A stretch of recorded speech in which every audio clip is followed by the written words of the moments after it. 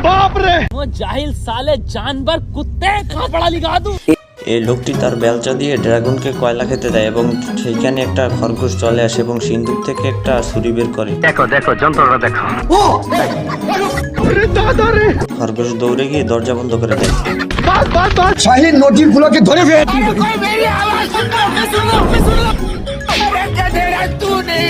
লোকটি ড্রাগনের পিঠে উঠে খরগোশটাকে ধরতে যায়।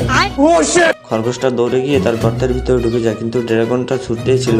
এই খরগোশটা গর্ত থেকে বেরিয়ে কেল্লার ভিতরে ঢুকে যায়।